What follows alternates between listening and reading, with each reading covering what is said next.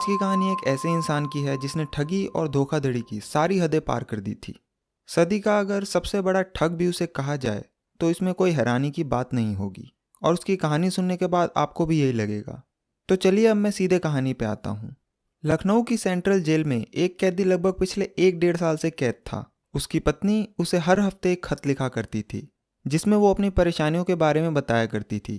तो जैसा कि जेल का नियम है, अगर कोई भी चीज़ बाहर से आए तो पहले उसे सेंसर किया जाता है और चेक किया जाता है कि उसमें कोई ऐसा सामान तो नहीं छुपा जिससे कि उस कैदी को कोई फ़ायदा हो, या फिर अगर कोई लेटर है तो उसमें कोई ऐसी बात तो नहीं लिखी गई जो जेल प्रशासन को जानना जरूरी हो, या फिर ऐसा कोई प्लान तो नहीं जिसे पढ़कर वो कैदी वहाँ से भागने की कोशिश करे। तो सुरक्षा के मद्देनज़र उसे वहाँ का जेल प्रशासन देखता या पढ़ता है और उसके बाद ही वो चीज़ उस कैदी को दी जाती है।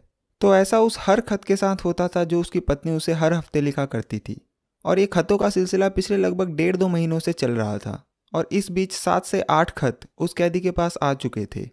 पर उस कैदी ने उनमें से एक भी खत का जवाब नहीं दिया, और क्योंकि वहाँ का जो जेलर था उसे पता था कि इस खत में उस कैदी की पत्नी अपनी परेशानियों के बारे में बताती है, जिसके बावजूद भी वो उन खतों का जवाब नहीं देता, तो उसे ये सब देखकर बहुत आश्चर्य होता है। ऐसे ही कुछ दिनों बाद एक खत और आया, तो जेलर ने पहले उसे पढ़ा और सोचा कि क्यों ना आज मैं खुद ही जाकर उस कैदी को ये लेटर दूं। उसके बाद वो जेलर उस कैदी के पास गया और उसने उसे वो खत दिया और पूछा कि तुम्हारी बीवी तुम्हें हर हफ्ते खत लिखती है, पर तुम उसके किसी भी खत का कोई जवाब क्यों नहीं देते। तो जो कैदी होता है वो बोलता है, ठीक है साहब, अगर आप बोल रहे हैं तो मैं इस खत का जवाब जरूर भेजूंगा। उसके बाद उस कैदी ने एक लेटर लिखा और उसे अपनी पत्नी के एड्रेस पर भेज दिया। अब जैसा कि जेल का कानून है कि कोई भी चीज़ अगर बाहर से अंदर आए तो वो सेंसर होगी, उसी तरह अगर कोई भी चीज़ अंदर से बाहर जाएगी तो उसे भी सेंसर किया जाता है। तो जब वहाँ के जेलर ने उस खत को खोला और जैसे ही पढ़ा उसके कान खड़े हो गए, और उसकी वजह थी उस खत में लिखी गई बातें। उस खत में उस कैदी ने अपनी पत्नी से कहा कि तुम परेशान ना हो, मैं कुछ ही दिनों में बाहर आ जाऊंगा। अगर तुम्हें पैसों की कोई दिक्कत है तो तुम एक काम करो, हमारा जो खेत है वहाँ जाओ, और वहाँ पे एक निशानी बताता है और कहता है कि खेत में उस जगह पर 1 हाथ अंदर गड्ढा खोदना और वहाँ पर तुम्हें एक डब्बा मिलेगा। उसमें सोने और चांदी के गहने हैं और पैसे भी है। उसे निकाल कर तुम अपना खर्चा चलाओ, तब तक मैं वापस आ ही जाऊंगा। ये बातें पढ़ते ही पूरा जेल प्रशासन हरकत में आ गया और उस कैदी के ऊपर काफ़ी सारे लूटपाट के आरोप भी थे। तो उन लोगों ने उस जगह पर छापा मारने का फैसला किया। उसके बाद लखनऊ के जेलर ने वहाँ के लोकल पुलिस से बात की और वहाँ से पुलिस लेकर सीधा उसके घर पहुँच गए, और फिर वहाँ से जानकारी लेकर उसके खेत में उस बताई गई जगह पर पहुँच जाते हैं और गड्ढा खोदने लगते हैं। वहाँ 1 हाथ गड्ढा खोदा पर वहाँ कुछ नहीं मिला। फिर वहीं पे दूसरी जगह खोदा, वहाँ भी कुछ नहीं मिला। फिर तीसरी जगह खोदा, वहाँ भी कुछ नहीं मिला। और ऐसा करते करते उन्होंने पूरा खेत खोद डाला, पर उन्हें वहाँ पर कुछ भी नहीं मिला। और सुबह से शाम हो गई तो उन्हें लगा कि शायद ये इन्फॉर्मेशन गलत थी और अब उन्हें यहाँ कुछ नहीं मिलने वाला, तो वो लोग वापस चले गए। फिर कुछ महीने बाद उसकी पत्नी का एक और खत आता है और उस खत में लिखा था कि थैंक यू जेलर साहब, आपने हमारा खेत जोत दिया और बहुत अच्छे से जोता, जिसकी वजह से इस बार की फसल भी बहुत अच्छी हुई है। मेरे पास पैसे भी नहीं थे खेत जुतवाने के लिए, मगर आपने ये काम करके मेरी बहुत मदद की। ये सब कुछ हो पाया उस कैदी के तेज दिमाग की वजह से, और वो कैदी और कोई नहीं बल्कि नटवर लाल था। आपने ये किस्सा शायद पहले भी कभी सुना या पढ़ा होगा, मगर ये कोई मनगढ़ंत कहानी नहीं बल्कि सच्ची घटना है और नटवर लाल पर ही है, और बाकायदा सारी बातें पुलिस रिकॉर्ड्स पर भी हैं। नटवर लाल का जन्म सन 1912 में बिहार में सिवान जिला के गांव जीरादेई से 2 किलोमीटर दूर बंगरा में हुआ था। जीरादेई गांव एक इंसान के लिए और मशहूर है, और वो थे हमारे देश के पहले राष्ट्रपति डॉक्टर राजेंद्र प्रसाद, जिनका जन्म भी जीरादेई गांव में ही हुआ था। दोनों ने कुछ पाने की चाहत में एक ही स्टेशन जीरादेई से ट्रेन पकड़ी, एक देश के राष्ट्रपति बनकर संसद में पहुंचे और देश का नाम रोशन किया, और एक ने उसी संसद का सौदा कर दिया। नटवर लाल का असली नाम मिथिलेश कुमार श्रीवास्तव था और उसके पिता का नाम रघुनाथ प्रसाद श्रीवास्तव, जो कि एक सरकारी कर्मचारी थे रेलवे में। नटवर लाल का घर आज भी उसी गांव में है, हालांकि वो टूटा फूटा है और अब खंडर हो चुका है। नटवर लाल को उस गांव में गए हुए न जाने कितने ही साल हो चुके हैं, पर आज भी उस गांव के लोग उस जगह की रखवाली करते हैं। कोई भी उस जगह पर कुछ और बनाने की कोशिश नहीं करता, और इसकी वजह है नटवर लाल के लिए उन लोगों का प्यार और इज्जत। उस गांव के लोग आज भी नटवर लाल को बहुत अच्छा इंसान मानते हैं। उनके हिसाब से वो एक ऐसा इंसान था जो अमीरों को लूटता था और गरीबों की मदद करता था। मतलब कि एक रॉबिन हुड वाली इमेज थी उसकी उस गांव में। उन गांव वालों ने कभी उसकी बुराई नहीं की, और ऐसा नहीं है कि वहां पे केवल एक या दो लोग ही उसकी अच्छाई कर रहे हो, बल्कि आप उस गांव में जितने भी लोगों से बात करेंगे सभी उसे एक अच्छा इंसान ही बताएंगे।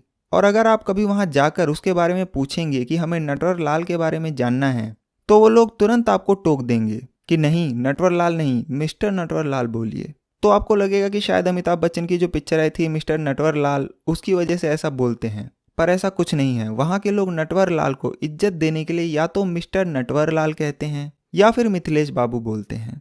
वहाँ के लोग बताते हैं कि उन्होंने नटवर लाल को आखिरी बार 20-25 साल पहले देखा था। उस दिन नटवर लाल 3 कारों के काफिले में उस गांव में आया था। गांव वाले बताते हैं कि उसने जो परफ्यूम लगा रखा था उसकी खुशबू मीलों तक फैली हुई थी। गांव में आने के बाद उसने बहुत बड़ा शामियाना लगवाया, पूरे गांव के लिए खाना बनवाया और उन्हें दावत दी, और जाते वक्त सबको 100-100 रुपए का एक नोट भी दिया। नटवर लाल बचपन में पढ़ाई में बहुत अच्छा नहीं था। वो एक बार मैट्रिक में फेल भी हो गया था, मगर आगे चलकर उसने वकालत की पढ़ाई भी की। बचपन में उसके पड़ोस में एक आदमी था जिसका नाम था सहाय। एक बार उसने नटवर लाल को बुलाकर एक बैंक ड्राफ्ट दिया और कहा कि इसे बैंक में जमा करा दे। तो जब वो उस ड्राफ्ट को लेकर बैंक जा रहा था, उसकी नज़र सिर्फ उस साइन पर थी जो ड्राफ्ट पर किया गया था।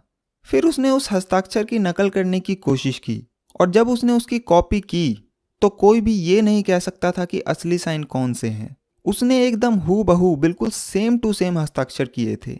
अब उसने वो ड्राफ्ट तो वहां जमा करा दिया, पर उसके बाद उसने क्या किया कि एक ड्राफ्ट बनाया और उस पर सहाय के नकली साइन करके बैंक से कुछ पैसे निकाल लिए। और जब पकड़ा नहीं गया तो उसने 2-3 बार ऐसा फिर किया और उस नकली ड्राफ्ट और हस्ताक्षर के जरिए 1000 रुपए की ठगी की। ये उसकी लाइफ का पहला क्राइम था। फिर कुछ दिनों बाद जब सहाय बैंक जाता है तो उसे पता चलता है कि उसके अकाउंट से 1000 रुपए निकाल लिए गए हैं। उसे कुछ समझ नहीं आता। उसके बाद वो वहाँ के कर्मचारियों से बात करता है तो वो बताते हैं कि जिसे आपने एक बार ड्राफ्ट जमा कराने के लिए भेजा था, उसी लड़के ने आपके अकाउंट से पैसे भी निकाले हैं। ये सुनकर वो गुस्से में नटवर लाल के घर पहुंचता है और उसके पिता को सारी बात बताता है। उसके बाद उसके पिता नटवर लाल की खूब पिटाई करते हैं और इस बात से वो गुस्सा होकर कोलकाता भाग जाता है, और उस वक्त वो कलकत्ता हुआ करता था। वहां पहुंचकर वो अपनी पढ़ाई जारी रखता है और खर्चे के लिए एक सेठ के यहाँ काम करने लगता है। उस सेठ का नाम था केशव राम और उसका कॉटन का बिजनेस था।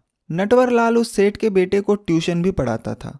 एक बार नटवर लाल ने अपनी आगे की पढ़ाई के लिए उस सेठ से कुछ रुपए उधार मांगे, पर सेठ ने उसे पैसे देने से मना कर दिया। तो इस बात पे नटवर लाल को बहुत गुस्सा आता है और इसका बदला लेने के लिए उसने उस सेठ को कॉटन के बिजनेस में 4.5 लाख की ठगी करी और पैसे लेकर वहां से फरार हो गया। यहाँ से उसके क्राइम का सफर शुरू हो गया था। नटवर लाल जो था उसकी इंग्लिश बहुत अच्छी थी। इंग्लिश भाषा वो फराटेदार बोला करता था। वो भेष बदलने में भी बहुत माहिर था और कॉन्फिडेंस इतना कि किसी भी काम को करने में वो बिल्कुल भी हिचकिचाता नहीं था, और जाली साइन करने में तो उसे महारत हासिल थी। वो किसी भी इंसान के नकली साइन इस तरीके से करता था कि कोई भी धोखा खा जाए। ये खूबी उसके अंदर गॉड गिफ्टेड थी। उसने अपने करियर में जितने भी क्राइम किए वो ज़्यादातर या तो नकली हस्ताक्षर करके किए या फिर नकली चेक, डिमांड ड्राफ्ट या जाली पेपर्स के थ्रू किए। 1996 में जब नटवर लाल कानपुर जेल में बंद था तो उसके पैरों में कुछ परेशानी आ गई थी। वो बिल्कुल भी चल फिर नहीं पा रहा था और व्हीलचेयर से ही इधर उधर जाया करता था। उसका इलाज भी कराया गया पर कुछ फायदा नहीं हुआ। तो उसने कोर्ट में एक अर्जी लगाई कि उसका इलाज किसी अच्छी जगह से कराया जाए। कोर्ट ने उसकी अर्जी एक्सेप्ट कर ली और उसे दिल्ली के एम्स में इलाज करवाने की इजाज़त दे दी। उस वक्त उसकी उम्र लगभग 84 साल थी। उसके बाद कानपुर जेल से 3 पुलिस वाले उसे लेकर ट्रेन से दिल्ली पहुंचते हैं। फिर उसे वहां से एम्स लेकर जाते हैं और उसका इलाज कराते हैं। इस दौरान उसे जहां भी जाना होता था वो उसी व्हील चेयर से जाता था। वहां से इलाज कराने के बाद जब वो कानपुर की ट्रेन पकड़ने के लिए पुरानी दिल्ली रेलवे स्टेशन पहुंचते हैं तो उन्हें वहां पहुंचने में थोड़ी देर हो जाती है और उनकी ट्रेन छूट जाती है। अब उन्हें किसी तरह तो कानपुर पहुंचना था, तो उन पुलिस वालों में से एक पुलिस वाला अगली ट्रेन की टिकट लेने चला जाता है। फिर दूसरा पुलिस वाला जो था वो ट्रेन की टाइमिंग पता करने चला जाता है। उसके बाद वहां पे बचे बस 2 लोग, एक नटवर लाल जो कि व्हील चेयर पे था और एक पुलिस वाला। थोड़ी देर बाद नटवर लाल कहता है कि मुझे चाय पीनी है, एक चाय पिला दो। पहले तो पुलिस वाला मना करता है पर नटवर लाल नहीं मानता और कहता रहता है कि मुझे बस एक चाय पिला दो। फिर पुलिस वाला सोचता है कि ये तो ठीक से चल फिर भी नहीं पा रहा है तो यहाँ से भाग के कहाँ जाएगा, तो वो पुलिस वाला चाय लेने चला जाता है। ये बात 25 जून 1996 की है। उसके बाद जब वो चाय लेकर वहां पहुंचा, थोड़ी देर बाद दूसरा पहुंचा और फिर तीसरा, तो तीनों के पैरों तले जमीन खिसक गई, क्योंकि वो व्हील चेयर तो वहीं थी पर उस पर बैठा नटवरलाल गायब था। उसके बाद उन्होंने उसे खूब ढूंढा, पूरा रेलवे स्टेशन छान मारा, पर नटवरलाल का पता कहीं नहीं था। उन्हें ये बात समझ में नहीं आ रही थी कि जो इंसान इतने महीनों से अपने पैरों से चल फिर भी नहीं पा रहा है, वो वहां से अचानक कैसे भाग गया। और यही नटवरलाल की चालाकी थी। उसका दिमाग इतना तेज था कि वो बड़ी ही आसानी से किसी को भी बेवकूफ बना देता था और अपने हिसाब से लोगों को सोचने पे मजबूर कर देता था। इतने दिनों से चल फिर नहीं पाना, ये सब उसकी प्लानिंग का एक हिस्सा था। नटवरलाल की 2 बीवियां थी जो कि अब इस दुनिया में नहीं है। उसकी एक बेटी है जो कि रांची में रहती है और एक छोटा भाई है गंगा प्रसाद श्रीवास्तव, जो कि बिहार के गोपालगंज में रहते हैं। दरअसल 2009 में नटवरलाल के वकील ने अदालत में एक अर्जी दाखिल करी कि नटवरलाल के ऊपर चल रहे 100 से भी ज्यादा केसों को अब बंद कर दिया जाए, क्योंकि 25 जुलाई 2009 को नटवरलाल की मौत हो चुकी है। फिर इसकी छानबीन की गई और जब उसके छोटे भाई गंगा प्रसाद श्रीवास्तव से इसके बारे में पूछा गया तो उसने कहा कि आप क्या बात कर रहे हैं, नटवरलाल तो 1996 में ही मर गया जब वो दिल्ली रेलवे स्टेशन से भागा था। उसके बाद वो वहां से रांची पहुंचा और एक एक्सीडेंट में उसकी मौत हो गई और हमने रांची में ही उसका अंतिम संस्कार कर दिया। तो उसकी मौत कब, कहां और कैसे हुई, ये बात भी कभी पुख्ता रूप से सामने नहीं आई। एक तरीके से उसने मौत को भी धोखा दिया और आज तक लोगों को ये नहीं पता कि उसकी मौत की असल वजह क्या थी और वो कब मरा। एक बार नटवरलाल सफेद खादी कुर्ता पजामा पहने, बिल्कुल सरकारी अफसर की तरह तैयार होकर एक बड़ी सी गाड़ी में कनॉट प्लेस के एक वॉच शॉप में पहुंचता है। उस वक्त नारायण दत्त तिवारी फाइनेंस मिनिस्टर थे और राजीव गांधी प्राइम मिनिस्टर। तो वहां पहुंचकर उस दुकान के मालिक से कहता है कि वो नारायण दत्त तिवारी यानी कि फाइनेंस मिनिस्टर का पीए है और बताता है कि राजीव गांधी ने कांग्रेस की एक मीटिंग बुलाई है और वहां जितने भी लोग आएंगे उन्हें एक एक घड़ी गिफ्ट की जाएगी, तो आप मुझे अच्छी से अच्छी और महंगी घड़ियां दिखा दीजिए। उसकी बात सुनकर पहले तो दुकानदार को थोड़ा शक होता है, मगर फिर वो सोचता है कि इतनी घड़ियों का ऑर्डर उसे आगे कभी फिर मिले या ना, तो दुकान का मालिक उसे अपनी दुकान की सबसे महंगी और अच्छी घड़ियां दिखाता है। उसके बाद नटवरलाल उनमें से बहुत सारी घड़ियां पसंद करता है, पर उस दिन वो उन्हें लेकर नहीं जाता और कहता है कि इन घड़ियों को मैं कल लेकर जाऊंगा और वहां से चला जाता है। अगले दिन वो फिर उस दुकान पर पहुंचता है और वहां से 93 वॉचेस 93 घड़ियां पैक करवाता है और बोलता है कि आप अपना एक आदमी मेरे साथ भेज दीजिए, मैं उसे उन घड़ियों की कीमत का ड्राफ्ट दे दूंगा। फिर वो उस दुकान से एक आदमी के साथ गाड़ी में बैठकर सीधा नॉर्थ ब्लॉक पहुंच जाता है जहां सारे वीवीआईपी लोग रहते हैं और एक जगह अपनी गाड़ी रोककर बकायदा अंदर जाता है और वापस आकर उसे 39,000 कुछ रुपए का ड्राफ्ट देता है, उस जमाने में जब चांदी 500 रुपए किलो हुआ करती थी। 2 दिन बाद जब दुकान का मालिक उसे बैंक में जमा कराता है तो पता चलता है कि वो फर्जी ड्राफ्ट था। ऐसा करके उसने अपने हुनर से बहुत सारे लोगों को लूटा, बड़े बड़े बिजनेसमैन जैसे टाटा, बिरला, अंबानी तक को नहीं छोड़ा। इन लोगों के पास भी वो कोई जरूरतमंद या समाज सेवी बनकर पहुंचता और उनसे बड़े बड़े डिमांड ड्राफ्ट और चेक लेकर वहां से फरार हो जाता। यहां तक कि उसने ताजमहल तक को बेच दिया, वो भी प्रॉपर उसके कागज बनाकर, और वो भी एक बार नहीं, पूरे 3 बार उसने ये काम किया। उसने अपने करियर में 3 बार तो ताजमहल को बेचा, 2 बार लाल किला बेचा, 1 बार संसद भवन बेचा और 1 बार राष्ट्रपति भवन को भी बेचा और लोगों ने उसे खरीद भी लिया। वो अपने आप को खरीदने वालों के सामने इस तरह पेश करता था कि वो बिल्कुल जेन्युइन पर्सन है और कॉन्फिडेंस इतना कि कोई शक भी नहीं कर सकता था। बकायदा इन प्रॉपर्टीज के सारे जाली पेपर्स बनवाता, उस टाइम की उस जमीन का रेट वगैरह सब कुछ उसमें मेंशन करता और सरकारी अधिकारियों के नकली साइन करके सारे डॉक्यूमेंट्स ऐसे तैयार करता कि कोई भी धोखा खा जाए। बल्कि संसद भवन को तो उसने तब बेचा जब उसके अंदर कार्यवाही चल रही थी और उसने उन विधायकों के साथ ही उसे बेच दिया। 1937 में उसने रेलवे गोडाउन में पड़े लगभग 9 टन लोहे की चादर को बेचने की कोशिश की, पर वो उसमें कामयाब नहीं हो पाया। यहां तक कि उसने वैश्याओं को भी नहीं छोड़ा, वो उनके पास भी डेली जाता और उन्हें खूब सारी शराब पिलाता और फिर उनके पैसे और गहने लेकर वहां से फरार हो जाता। वो हर जगह अपने आप को अलग अलग नामों से पेश करता, कभी मिथिलेश कुमार अग्रवाल, कभी सुरेंद्र कुमार, कभी अंबिका पांडे, कभी शंकर लाल, कभी बीएन मयूर, तो कभी सीताराम आदि, और अलग अलग ही वो एड्रेस दिया करता था। एक बार तो उसने राष्ट्रपति डॉक्टर राजेंद्र प्रसाद के घर का एड्रेस दे दिया। ऐसे ही एक बार उसने जहाँ का एड्रेस दिया वहां पुलिस छापेमारी करने भी पहुंच गई और जब देखा तो वो उत्तर प्रदेश के मुख्यमंत्री का घर निकला। हालांकि इतना सब कुछ करने के बाद भी वो अपने करियर में सिर्फ 20 साल जेल में रहा, और मैं सिर्फ 20 साल इसलिए कह रहा हूं क्योंकि उसके ऊपर 400 से भी ज़्यादा ठगी के मामले थे और 150 से 200 के बीच उसके ऊपर मुकदमे चल रहे थे, जिनमें सिर्फ 19 मामलों में फैसले आए थे, जिसमें उसे 113 साल की कैद हुई थी। 9 बार वो देश में अलग अलग जगह से गिरफ्तार हुआ, जिनमें से सिर्फ 1 बार उसे जमानत मिली जब वो पहली बार पकड़ा गया था। बाकी के 8 बार वो जेल तोड़ के भाग गया, जिनमें से 1 बार वो 1942 में पटना की जेल से भागा। 1944 में वो गोरखपुर की जेल से भी भाग गया। 1947 में जब वो वाराणसी की जेल में बंद था तो उसे तिहाड़ जेल भेज दिया गया। इस दौरान उसे किसी केस की पेशी के सिलसिले में लखनऊ लेकर जाना था, तो लखनऊ से 3 पुलिस वाले आते हैं और उसे लेकर नई दिल्ली रेलवे स्टेशन पहुंचते हैं और वहां से उन्हें लखनऊ मेल में जाना था। स्टेशन पहुंचने के बाद उसे एक जगह पर बिठा देते हैं और उसका हाथ एक रस्सी से बंधा होता है, जिसका दूसरा छोर एक पुलिस वाले ने पकड़ रखा था। थोड़ी देर बाद वो कहता है कि मेरे सर में बहुत दर्द हो रहा है और बुखार जैसा भी लग रहा है, क्या आप मेरे लिए दवाई ला देंगे बाहर से? पुलिस वाला सोचता है कि आगे कहीं तबीयत और खराब ना हो जाए, तो वो दवाई लेने चला जाता है। दूसरे पुलिस वाले से वो पानी लेने के लिए बोलता है, तो वो पानी लेने चला जाता है। अब वो तीसरे पुलिस वाले से कहता है कि मुझे बहुत तेज टॉयलेट आ रहा है, आप मेरे साथ चलिए। अब जब वो पुलिस वाला उसे लेकर जाने लगा तो आगे आगे नटवरलाल और पीछे पीछे उसके हाथ से बंधी रस्सी का एक सिरा पकड़े वो पुलिस वाला। अब भीड़ में जैसे ही नटवरलाल घुसा, उसके हाथ से कब रस्सी खुली और कब वो उस भीड़ में गायब हो गया, कुछ पता ही नहीं चला और वो पुलिस वाला उसे ढूंढता रह गया। पर वो तो नटवरलाल था, अब वो थोड़ी ना इतनी जल्दी मिलने वाला।